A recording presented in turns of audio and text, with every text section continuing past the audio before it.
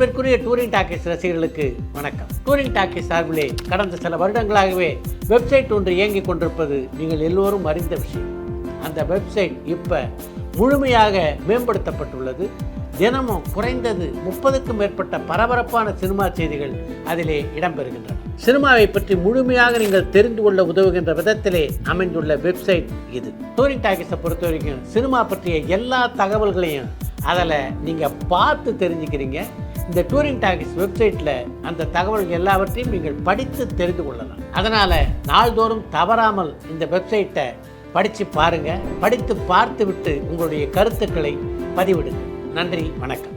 ஹாலிடேஸ்னாலே அது நம்ம ஜிடி ஹாலிடேஸ் தான். GT holidays, South India's #1 travel brand. You know you are special when you're with GT Holidays.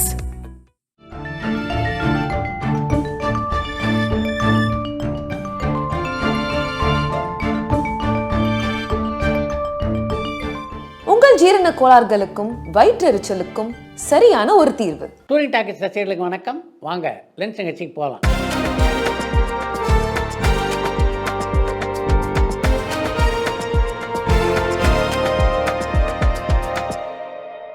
என்னம்மா முதல் கேள்வி? விடாமுயற்சி, குட் பேட் அக்லி இந்த 2 படமுமே பொங்கல் ஹாலிடேஸ்க்கு ரிலீஸ் ஆக வாய்ப்பு இருக்கான்னு காமாட்சிநாதன் மதுரையிலிருந்து கேட்டிருக்காங்க. விடாமுயற்சி பொங்கல் என்று வெளியாகும் அப்படின்னு அந்த படத்தினுடைய டீசரோடு அறிவிப்பை வெளியிட்டிருக்கிறார்கள் லைகா புரொடக்ஷன்ஸ் நிறுவனத்தினர். அதே சமயத்தில் குட் பேட் அக்லியும் பொங்கல் வெளியீட்டுக்காக தயாராகி கொண்டிருக்கிறது. இந்த ரேஸில் யார் முந்த போகிறாள் அப்படின்றது தெரிவதற்கு இன்னும் சில நாட்கள் ஆகும்னு நினைக்கிறேன். 5ஆம் வீதம் வெப் சீரிஸ்ல வர அந்த தென்காசி கோவில் உண்மையிலே எங்க இருக்குன்னு பாலாஜி கேட்டிருக்காங்க. 5ஆம் வீதம் படத்திலே கோவில் சம்பந்தப்பட்ட காட்சிகள் எல்லாம் அச்சன் கோயில் என்ற கோயிலில் தான் அவங்க படமாக்கியிருந்தாங்க. இந்த அச்சன் கோயில் ஒரு ஐயப்பன் கோயில். எம்ஜிஆர், சிவாஜி 2 பேரும் ஆன்மீக விழாக்கள்ல பங்கேற்று இருக்காங்களான்னு சந்தனகுமார் சென்னையில இருந்து கேட்டிருக்காங்க. நடிகர் தினம் சிவாஜி ஆன்மீக விழாக்கள் பலவற்றில் பங்கேற்றிருக்கிறார். ஆனால் எம்ஜிஆர் கதாநாயகனாக நடிக்க தொடங்கியதற்கு பின்னாலே ஆன்மீக விழாக்களில் பங்கேற்றதாக தெரியல. 2018 சிம்பு தான் சூப்பர் ஸ்டார் அப்படின்னு சொன்னாரு. 2021 விஜய் தான் சூப்பர் ஸ்டார் அப்படின்னு சொன்னாரு. ஆனா இப்போ சீமான் யாருமே சூப்பர் ஸ்டார் இல்ல, சூப்பர் ஸ்டார் தான் எப்பவுமே சூப்பர் ஸ்டார் அப்படின்னு சொல்றாரு.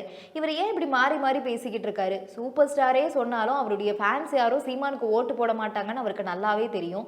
தெரிஞ்சும் ஏன் இந்த மாதிரி அவர் பண்ணிக்கிட்டு இருக்காரு? என்னதான் மன முயற்சி பண்றாருன்னு மட்டக்களப்பில இருந்து மயூரன் கேட்டிருக்காங்க. ரஜினிகாந்த் சூப்பர் ஸ்டார் என்பதிலே யார் மாற்று கருத்து கொள்ள முடியும்? அப்படிப்பட்ட ஒரு கருத்தை காலம் கடந்தாவது சீமான் ஒப்புக்கொண்டாரே என்று மகிழ்ச்சி பட வேண்டியதுதான். தாவேகா கட்சி ஆட்சிக்கு வரணும்னா எல்லாருமே சேர்ந்து உழைக்கணும்னு நான் நினைக்கிறேன். இதை பத்தி நீங்க என்ன நினைக்கிறீங்கன்னு கணபதி கேட்டிருக்காங்க. நீங்க விஜயனுடைய மிக தீவிர ரசிகர் அப்படின்னு நினைக்கிறேன். உங்களுடைய ஆசை நிறைவேற என்னுடைய இதயபூர்வமான வாழ்த்துக்கள். 3 மணி நேரம் 21 நிமிஷத்துக்கு புஷ்பா 2 படம் ரிலீஸ் ஆக போகுது. இவ்வளோ பெரிய லென்த் தேவைதான் நீங்க நினைக்கிறீங்களான்னு சரவணன் காஞ்சிபுரத்துல இருந்து கேட்டிருக்காங்க. புஷ்பா படத்தினுடைய நீளம் 3 மணி 21 நிமிஷம் இல்லை, 3 மணி 30 நிமிஷம் அப்படின்னு சொல்கிறாங்க. இந்த 3 மணி நேரம் படமும் சிறப்பாக அமைந்திருக்கும் வாய்ப்பு இருக்குது. ரசிகர்கள் அதை கொண்டாடவும் வாய்ப்பு இருக்குது. ஆனாலும் இந்த நீள விஷயத்தில் அந்த படத்தினுடைய இயக்குனரான சுகுமார் இன்னும் கொஞ்சம் கவனத்தோடு இருந்திருக்கலாம் அப்படின்றது என்னுடைய எண்ணம். டைரக்டர் கார்த்திக் நரேனோட இப்போ சமீபத்தில் வந்த இந்த நிறங்கள் 3 படமுமே சரியா போகல அப்படின்னு நான் நினைக்கிறேன். அது மட்டும் இல்லாமல் அவருடைய இயக்கத்தில் வந்த மாஃபியா, மாறன் இந்த படங்களுமே சரியா போகல. அவருக்கு என்னதான் ஆச்சு? ஏன்னா லோகேஷ் கனகராஜ் மாதிரி எல்லா திறமையுமே இருக்கக்கூடிய ஒரு இயக்குனர் எங்க தடுமாறுறாரு? அவரோட அடுத்த படம் என்னன்னு சஞ்சீவ் பிரான்ஸ்ல இருந்து கேட்டிருக்காங்க. கார்த்திக் நரேனின் நிறங்கள் 3 படத்தை பொறுத்த வரைக்கும் அந்த படைப்பிலே ஒரு நேர்த்தி இல்லை அப்படின்னு தான் பல பத்திரிகை நண்பர்கள் எங்கிட்ட கருத்து சொன்னாங்க. கார்த்திக் நரேன் கிட்ட எங்கோ ஒரு கவனச்சிதறல் இருப்பதாக நான் நினைக்கிறேன். அவர் அதை சரி செய்து கொண்டால் நல்லது. இப்பவும் ட்ரெண்டிங்ல இருக்கிற சங்கர், மணிரத்னம் அண்ட் வெற்றிமாறன் இவங்க 3 பேருக்குள்ள இருக்கக்கூடிய ஒற்றுமை என்ன, வேற்றுமை என்னன்னு வினோத் கண்ணா கேட்டிருக்காங்க. இந்த 3 பேருடைய படங்களையும் கவனித்து பார்த்தீங்கன்னாவே இவர்கள்கிட்ட இருக்க வித்தியாசத்தை உங்களால் எளிதிலே புரிந்து கொள்ள முடியும். எந்த ஒரு சமூக பிரச்சனையாக இருந்தாலும் அதை நாகரிகமாகவும் அதே நேரத்தில் அழுத்தமாகவும் சொல்லக்கூடிய இயக்குனர் தான் மணிரத்னம். சமூக பிரச்சனைகளை கமர்ஷியல் ஐட்டங்களோடு கலந்து பிரம்மாண்டமாக சொல்லக்கூடியவர் சங்கர். இவங்களுக்கெல்லாம் மாறுபட்டவர் வெற்றிமாறன். எல்லா சமூக பிரச்சனைகளையும் ரத்தமும் சதையுமாக அப்படியே ராவாக கொடுக்கக்கூடியவர் தான் வெற்றிமாறன். இந்த 3 பேர்கிட்ட இருக்க ஒற்றுமை என்னன்னா, இந்த 3 பேருக்குமே சினிமா தான் உயிர். சினிமாவை அந்த அளவுக்கு காதலிக்கின்ற 3 அற்புதமான இயக்குனர்கள் இவர்கள். இப்போல்லாம் சின்ன பட்ஜெட் படமாக இருந்தாலும் சரி, பெரிய பட்ஜெட் படமாக இருந்தாலும் சரி, கண்டிப்பாக ஆடியோ லான்ச் ஃபங்க்ஷன் ஒன்று நடத்துகிறாங்க. இது எதுக்கு நடத்துகிறாங்க? இந்த ஒரு ஃபங்க்ஷன் நடத்துறதுனால தான் நிறைய கான்ட்ரவர்சி வருது, பிரச்சனை வருது, அதிகமான பொருட்செலவும் ஆகுது. அந்த காலத்துலலாம் இந்த அளவுக்குலாம் வந்துட்டு எதுவும் ஸ்பெண்ட் பண்ணல. ஆனால் டிவியில் பாடல்களை போடுவாங்க, பாடல்கள் ஹிட் ஆகும், எல்லாரும் கேட்பாங்க, படத்துக்கு போவாங்க. ஸ்டோரியும் பாட்டும் நல்லா இருந்துச்சுன்னா நிச்சயமாக படம் ஓட போகுது. எதுக்கு இந்த தேவையில்லாத செலவு? இதெல்லாம் பார்த்தா கோவம் தான் வருது. நீங்கள் இதை பற்றி என்ன நினைக்கிறீங்கன்னு பிரபாகரன் புதுக்கோட்டையிலேருந்து கேட்டிருக்காங்க. ஒரு தயாரிப்பாளர் அவருடைய சொந்த பணத்தை செலவிட்டு அவர் தயாரிக்கின்ற படத்துக்கு ஒரு பாடல் வெளியீட்டு விழா நடத்துகிறாரு. இதில் உங்களுக்கு என்ன கோவம் அப்படின்னு எனக்கு புரியல. அதே மாதிரி இதில் உங்களுக்கு எதற்காக உடன்பாடு இருக்கணும் அப்படின்னு எனக்கு புரியல. முன்னெல்லாம் பார்த்தீங்கன்னா படத்தினுடைய ஆரம்பத்திலேருந்தே ஒரு படத்தை விளம்பரப்படுத்துவாங்க. இப்போ அப்படிப்பட்ட விளம்பரங்கள் படங்களுக்கு கிடைக்கிறதில்ல.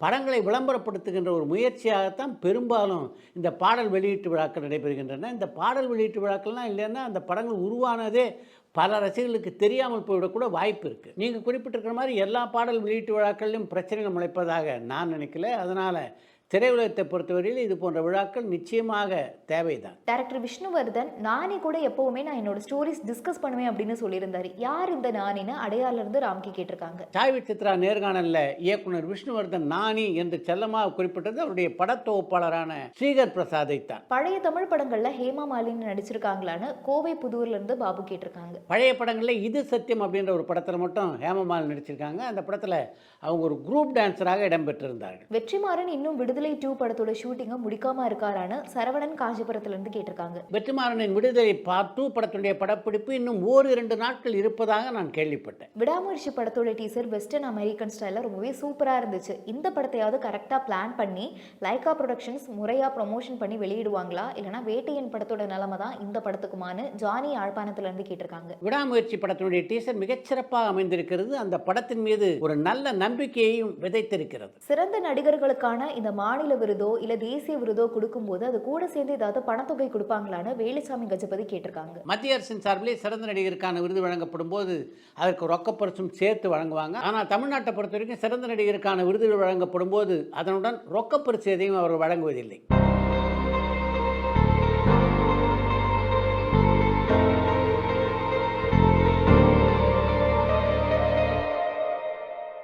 இயக்குனர் எஸ்பி முத்துராமன் ஏதாவது புதுமுக நடிகர்கள் நடிகைகளை அறிமுகப்படுத்தி வச்சிருக்காரான கேம்பிரிட்ஜ்ல இருந்து வேலுசாமி கஜபதி கேட்டிருக்காங்க. மளிகை பதிப்பம் என்ற பெயரில் ஒரு பதிப்பகத்தை நடத்தி கொண்டிருந்த ஒரு நண்பர் எஸ்பி முத்துராமன் வச்சு ஒரு படம் தயாரிக்க வேண்டும் என்று ஆசைப்பட்டார். அதுதான் அவருடைய முதல் படம்.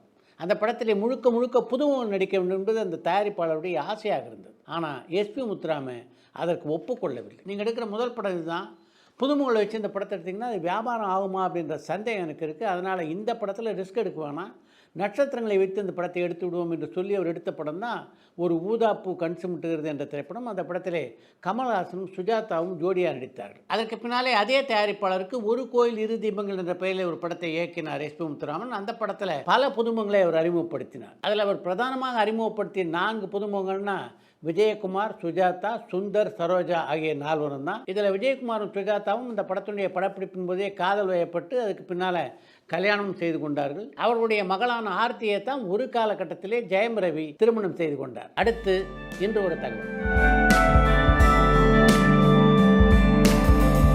ரஜினி, கமல் ஆகிய இருவருடனும் இணைந்து பல திரைப்படங்களிலே பணியாற்றியுள்ள எஸ்பி முத்துராமன் சிவாஜி இயக்கிய முதல் திரைப்படம்னா அது கபரிமான் என்ற திரைப்படம் தான். அந்த படத்தை தயாரித்தவர் பஞ்சு அருணாச்சலம். சிவாஜி, பிரமிளா ஆகிய இருவரும் ஜோடியாக நடித்திருந்த அந்த படத்திற்காக ஒரு பாடல் காட்சியை பெங்களூரிலே படமாக்க வேண்டியிருந்தது. அந்த பாடல் காட்சியிலே பங்கேற்க இருந்தது அப்படின்னு பார்த்தீங்கன்னா சிவாஜி, பிரமிளா மற்றும் ஒரு குழந்தை. மறுநாள் காலையிலே படப்பிடிப்பு. அதற்காக எஸ்பி முத்துராமன் ஆயத்தமாகி கொண்டிருந்த போது அவரை சந்திப்பதற்காக அவசரமாக வந்தார் பிரமிளா. என்னை நீங்கள் தான் இந்த இக்கட்லேருந்து காப்பாற்றணும், எனக்கு என்ன பண்ணுறதுனே தெரியல, இன்னொரு படத்தில் நான் நடிச்சிட்ருக்கேன், அந்த படத்தில் ஆல் ஆர்டிஸ்ட் காம்பினேஷன், நாளைக்கு நான் இருந்தே ஆகணுன்றாங்க, இது எப்படி சிவாஜி சார்கிட்ட சொல்கிறது அப்படின்னு எனக்கு புரியல, நீங்கள் தான் இந்த சிவாஜி சாருக்கு எடுத்து சொல்லி இந்த இக்கட்லேருந்து என்னை காப்பாற்றணும் அப்படின்னு எஸ்பி முத்துராமன்கிட்ட கேட்டுக்கொண்டார் பிரமிளா. அவர் இப்படி சொன்னோடனே பிரமிளாவும் அழைத்து கொண்டு சிவாஜி சந்திப்பதற்காக அவருடைய வீட்டுக்கு போனார் எஸ்பி முத்துராமன்.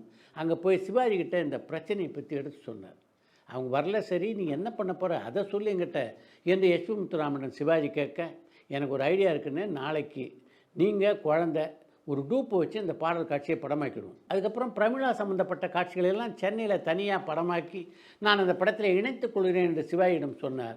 எஸ்பி முத்துராமன். சிவாஜி அதற்கு ஒப்புக்கொள்ளவே சிவாஜி எஸ்பி முத்துராமன் ஆகிய இருவரும் மறுநாள் காலையில் விமானத்தில் பெங்களூர் போனாங்க. சிவாஜி அந்த குழந்தை சம்பந்தப்பட்ட காட்சிகள் எல்லாவற்றையும் பெங்களூரிலே படமாக்கி முடித்தார் எஸ்பி முத்துராமன்.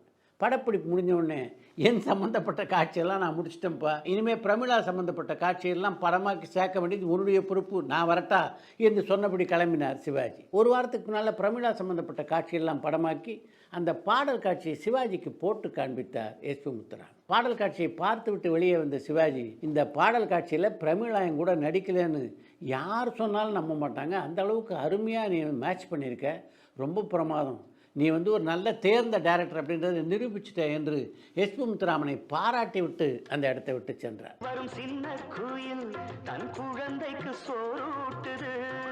அந்த சிவாஜி பாராட்டிய அந்த பாராட்டு ஆஸ்கார் விருதை வென்றதைப் போல எனக்கு இருந்தது என்று ஒரு கட்டுரையிலே குறிப்பிட்டிருக்கிறார் இயக்குனர் எஸ்பி முத்துராமன். பொதுவாக சினிமா இண்டஸ்ட்ரியை பொறுத்த வரைக்கும் அஜித்தை வச்சு ஒரு படம் நீங்கள் டைரக்ட் பண்ணிட்டீங்கன்னா, அதுவும் அந்த படத்தை வெற்றி படமாக கொடுத்துட்டிங்கன்னா இமீடியட்டாக கால் விஜய்கிட்டேருந்து வரும். நீங்கள் அது மாதிரி அவரை சந்தித்து கதை சொல்லக்கூடிய வாய்ப்பு அமைஞ்சுதான் உங்களுக்கு? சார் விஜய் சார் எனக்கு விஜய் சார் ரொம்ப பிடிக்கும் சார். எனக்கு ஐ லைக் ஹிஸ் பர்சனாலிட்டி. 2-3 வாட்டி மீட் பண்ணியிருக்கேன் நான் ஆக்சுவலாக. கல்லூரி தோழரான விஷாலோட ஏன் படமே பண்ணல நீங்கள்? அவர் என்ன சார், அவர் பொலிட்டிக்கலெல்லாம் பயங்கர பிஸி ஆகிட்டு அவர் பயங்கர இது பண்ணி we never got an opportunity sir. அதுக்கப்புறம் ஏன்னா நல்ல ஞாபகம் இருக்குது. சூப்பர் ஸ்டார் ரஜினியை வச்சு படம் பண்ண வாய்ப்பு ஏதாவது வந்துதான் உங்களுக்கு? எல்லாத்த விட சார் என் ஒய்ஃபுக்கு ரொம்ப பிடிக்கும் சார் கேட்டுருப்பாங்க. ஏன்னா எனக்கும் அவரோட பண்ணணும்னு ஆசையாக இருக்குது. பட் தட் இஸ் அவரோட பண்ணுறதுக்கு I need to mentally stabilise my self, அப்படி தான் சொல்லுவேன். ஏன்னா பரபரப்பான சினிமா செய்திகள், நட்சத்திரங்களின் பேட்டிகள், சினிமா வரலாறு ஆகியவற்றை பார்க்கவும் படிக்கவும் உங்களுக்கான இணையதளம் tourantalkies.co.